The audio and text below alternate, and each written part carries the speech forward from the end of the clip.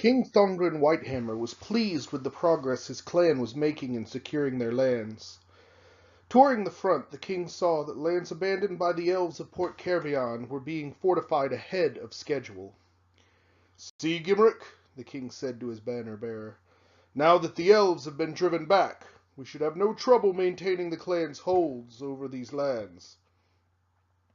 "As you say, my king," the Thane Gimrick said with a look of doubt on his face, "but I can't think they would give up these lands so easily." Then, as if on cue, a magical explosion engulfed one of the walls being constructed, and the sound of combat could be heard through the thick smoke. "Damn their eyes!" the king yelled. "Gimrick, call the assembly. We must muster the defenses." Thane Gimrick sounded the horns, and as the elvish attackers pushed through the barricade, they found the might of the king's entourage arrayed before them. Alright, so another narrative battle for you guys. Tonight will be the Dwarven Holds versus the Dread Elves in a 4,000 point narrative battle with the Hold the Ground scenario. Now, these Dread Elves are not a new army per se. They are just another faction of the Elves of Port Kervion that may not necessarily follow Prince Thal Victus as closely as some others might, and do not agree with the pullback and the truce that has currently been going on. So this is the setup for them having blasted through the wall, and we're doing the hold the ground scenario to represent which side essentially maintains the defenses in the wall. So let's go ahead and get into the deployment, and we'll kind of see what we're working with. Okay, so with the Dread Elves, starting on the left, we have a unit of 10 Dread Knights with full command, all the way off by themselves. Then everything else he put really far back because he's afraid of my organ gun.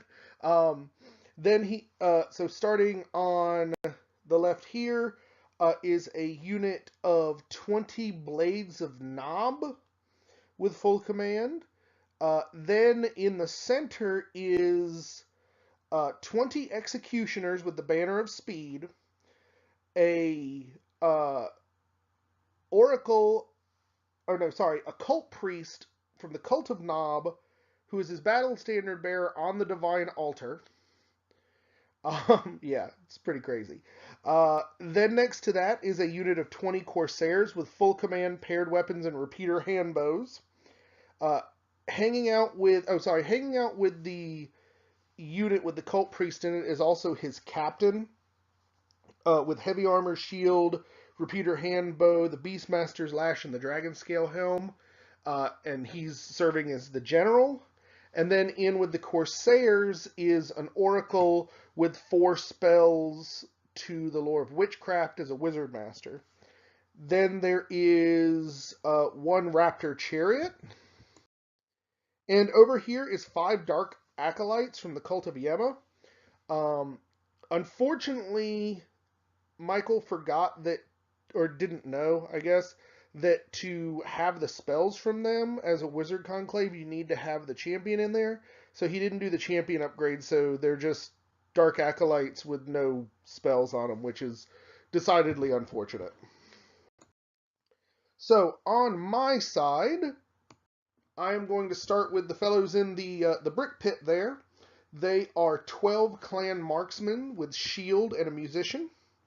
Next to that is 12 clan warriors with shield and throwing weapons. Then there is a rune-crafted organ gun. Right behind that is a steam bomber. Then a unit of 20 Deep Watch with full command and the Aether icon. In with them is my king, Thongren Whitehammer, on shield bearers. He has a runic weapon with 1 rune of fury and 2 runes of might.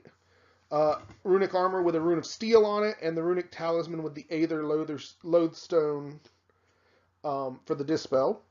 Then my second Lord of Stone, my Thane, is in there. He has 2 runes of iron on him and the runic standard of dismay, which is going to come in damn useful. Next to that is a single Vengeance Seeker. Then a unit of 20 Greybeards with full command, great weapons, and throwing weapons. a second Vengeance Seeker, then 15 Forge Wardens with full command and the Banner of Speed. So I pretty much dropped my whole army since he was coming to get me and they were set up. So this is kind of what I did here in the center. I left my archers off to the side so they could try and shoot at those knights to no real effect. Everybody else I pushed forward. I want to claim that wall with my shooters before he can get to it. And I'm leading up with the Vengeance Seekers in case I need them for chaff. My hope is to kind of open up and make it look like the Deep Watch are a good target to charge, and then hopefully the Banner of Dismay will make him fail that and let me counter. Is ultimately what I want to do. But I had to move up so far that I didn't get really any shooting. The archers didn't do, the crossbowmen didn't do anything, so we go into Dread Elves turn 1. He thinks he doesn't really have anything to fear from my crossbowmen on here, so he pushes up with the knights. And pretty much with everything else. I think after the last game he and I played with each other where we just kind of ran circles around each other and never really touched, I think we're both ready to just throw models at each other and see what happens. And then he's moving up on my other flank with his Dark Acolytes here. I'm not really afraid of them when they don't have their spells. Mainly, I think the big benefit here is their extra chaff. They might clog up my charge lanes. So I decided to go ahead and do something about that. On Dwarven Hold's turn 2, I actually stop all his magic. So we go on to turn 2. I fly my bomber over and drop a bomb. Don't do great, but I do manage to kill one of the Acolytes. And over here, my trap is set. I've got both sides of the wall claimed with the dwarf warriors on the left and the Forge Wardens on the right. I've spread out my Vengeance Seekers so they'll get flanks if he comes in, and I've moved up the the Deep Watch in perfect charge range, and I made it so that he had to hit exactly an average charge to get me from here. So my hope at this point is he takes the bait and comes to get some, and I'll have some nice counters ready for him. But to make it look good, I figure I need to try and thin that unit down anyway. So I open up with the Forge Wardens and peel off, I think I peeled off 4 of the Executioners with those shots. So we go to Dread Elves turn 2. The Knights charge. I end up killing 1 on the stand and shoot, and 1 from dangerous terrain when they come into the brick pit there, which we're treating as a water terrain, by the way. So yeah, I think that's how it went. But he's still got more than enough to deal with me, I think. Over here, his Blades of Nob try to charge the warriors. They throw, I think they kill 1 or 2 of the blades, and then he fails the charge. So that was just extra on the top. And here in the center, he did exactly what I wanted him to. He declared his charge. I ended up knocking 3 inches off his charge distance, meaning that he needed a 10 on the dice and didn't get it. So now I've got some good charges ready to go, and as long as I'm not on the receiving end of a charge from that big chariot thing in the middle, I'm feeling pretty good about my chances. Then over here, he decides to throw in his Corsairs, the chariot, and the guys on the side, the Dark Acolytes, into the Forge Wardens. The Forge Wardens are pretty strong. I feel, particularly with the wall there, the guys in the front, I'm not too worried about. I am worried about the impact hits. If he hits me with a lot of those, that could be bad. But I'm not really worried about like the Strength 3 Corsairs or even really the Dark Acolytes. It's mainly the Chariot that kind of scares me. But he's positioned in a way where only one of my models is touching it, so it's not like I can throw a lot of pain back at him. Then he gets magic off and throws a spell on his Corsairs, which makes him hit and wound on a 4-up regardless of any other modifiers. So that makes it a little more scary. Uh, so I'm getting a little worried at this point. But to do it, he miscast and blew up a whole rank of his Corsairs, which I was pretty happy with, all things considered. So we go into combat, and his knights absolutely fluff like crazy. He only kills 2 of my crossbowmen. It's enough to break them, but he decides not to chase because A, he doesn't want to do a bunch of dangerous terrains from the water, but B, he doesn't really care about them, and probably rightly so. But as you can see, I end up like barely an inch from the edge of the table, and he turns his knights so that he's got a good look at pretty much everything that he wants to charge over there. Over here, things get messy. I do pretty good. He gets almost nothing from the impact hits. He might have killed 1 guy from the impact hits, just because his rolls weren't good. So 4 of my Forge Wardens die. I think I kill 1 Corsair and 1 of the Dark Acolytes. So I'm losing pretty good. I I think I need a 3, 4, 5, somewhere in that area. But I end up sticking the leadership role and don't go anywhere. So pretty awesome with that. So Dwarven holds turn 3, and I spring the trap. I charge my 1 Vengeance Seeker into the corner. I can touch his wizard that's in that unit, so I can get in there. In the center, I tried to charge with the Vengeance Seeker, the Deep Watch, and the Greybeards, and end up failing with the Greybeards, so they're hung out in the middle of nowhere, and when the charge is resolved, they look like that. I'm a little less happy now, but I think my king there has a lot of killing capabilities, and I'm not really sure what the Vengeance Seekers can do, but I'm hoping it'll be a lot, and it'll still be enough for me to deal with that unit. Oh, and I charged, and you can see it in the top right corner of this picture. I also went ahead and charged his Blades of Nob with my warriors. I'll be honest, at this point, I think I'm getting a little ballsy. If I sat back and thought about that, I probably wouldn't have, because I don't think that's a good matchup. But I think I'm still wanting combats from last game, so I'm like, let's get everything into combat and see what's going on. But here I end up actually rallying the crossbowmen, so I'm pretty happy there. And then my organ gun opens up on his knights and kills 4 of them. And then we go into combat, and I start with the combat in here, and oh my god, do I dominate the hell out of this combat. I think the Vengeance Seeker killed 4 or 5 executioners by himself. My king brutalized a bunch of them, and then he just didn't roll very well against my my Deep Watch. Between that and the fact that I actually have the 5-up ward saves, I did pretty well. He killed, I guess he's got, what's that, 4, 10, 40, so he must have killed 6. But I killed almost the entire unit of executioners, so I win big. He is, I think he needs double, like I didn't auto break him, I think he needs double 1s with a reroll and failed it, and then went forward 3 inches and both my units caught him and destroyed him, which is awesome because now his general and his BSB are gone, as well as that big killy unit. This game could not at this point be going any better for me. And then we go over here.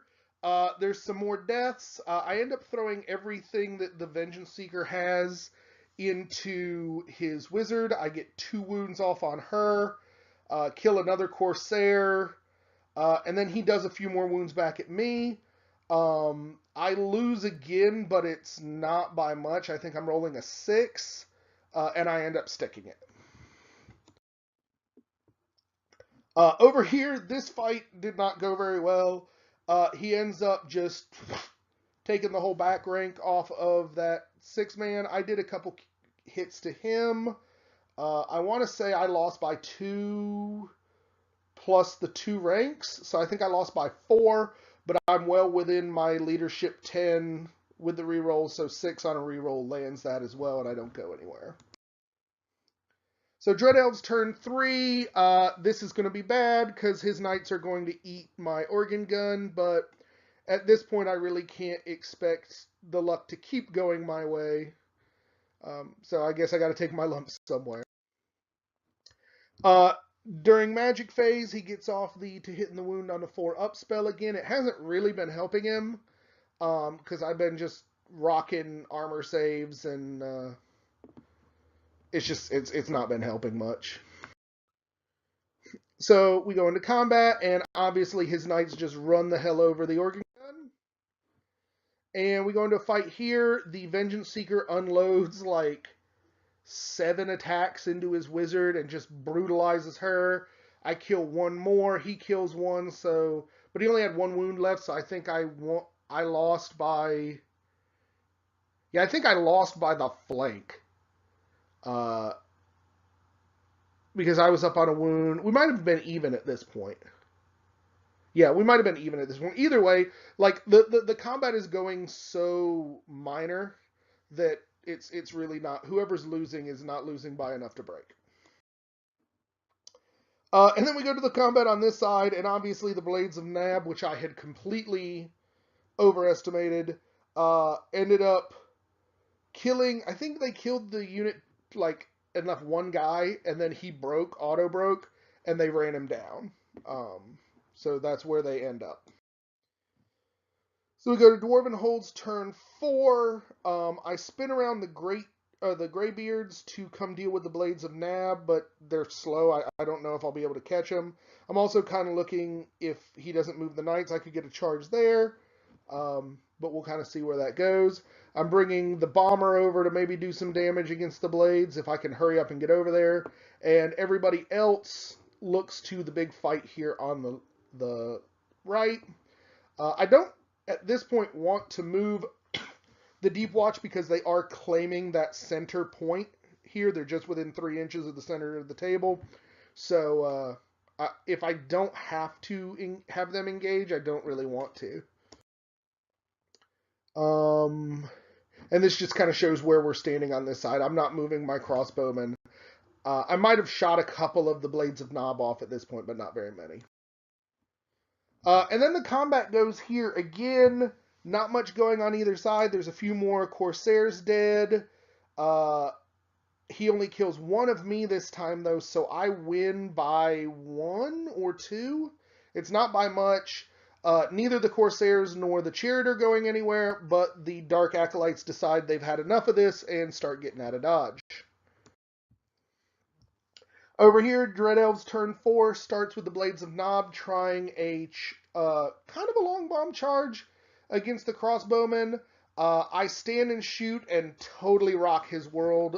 He's down to like 9 guys in the unit now. And over here, he decides to just ignore the big brick of great weapons and run around to the side. Can't really say that I blame him. And the Dark Acolytes rally, figuring that now the other knights are coming, maybe they should stop being such wimps. And then over here, I win by a lot. His Corsairs were just depleted. The Vengeance Seeker just rocked face on him. I think he did another 7 or 8 by himself. It was a lot. So there's only 1 of the Corsairs left. But it's enough. He doesn't break because I end up winning. He might have not done 7 or 8. I end up winning by a lot, but it's not enough where he doesn't get a roll. So I think it was a 2 or a 3 he's got to break by. He's stuck with the Corsairs, but the Chariot takes off running. Over here, Dwarven holds turn 5. I just decide to be excessive and charge the other Vengeance Seeker into this poor Corsair. I also take the Bomber over the Knights, hoping to do something. I drop a bomb and it accomplishes nothing. And then I move the Great the Greybeards up and start throwing shots. And so between the thrown weapons and the crossbows, I get the Blades of Nob down to 4 models. And then fight goes on here. Obviously, on Initiative 10, the Vengeance Seekers just absolutely brutalize that last guy. And I make a mistake here. I really wasn't even thinking about the knights. So I turned my Forge Wardens to face the Dark Acolytes on the hill, which gives a beautiful flank charge to the freaking knights. I do overrun with the other, the Vengeance Seeker that just charged, so he's kind of hanging out there by himself as well. So Dread Elves turn 5. He charges with the charges with the Blades of Nab. I open fire on a stand and shoot again. Kill 2 more of them, but 2 survive to make it into me. And then this is where I realize what I've done bad. He charges the remaining knights, or the remaining knights into the Forge Wardens, and the remaining Dark Acolytes into the Vengeance Seeker. I think he might have lost a guy to dangerous terrain. I think that's why there's only 2 left, because he like jumped the wall and tripped. But that's kind of what we're looking at here. And then the Vengeance Seeker just like, no problem, murders the 2 before they can touch him. He did, as you notice, the chariot has turned around, so he did rally that on the turn as well. And then the Blades of Nob come in and throw an obscene number of attacks. Kills 2 of my crossbowmen. I kill 1 of him. He's there. He wins the fight, I believe. But I'm stubborn and I don't go anywhere. And over here, it's a bad day to be a Forge Warden. They get murdered, and he overruns into the Vengeance Seeker, who is facing the wrong damn way because I wasn't paying attention. So Dwarven Holds turn 6. I'm doing so well with this one Vengeance Seeker, I decide to go ahead and throw down and see if I can take the chariot off the board. Because, worse things have happened.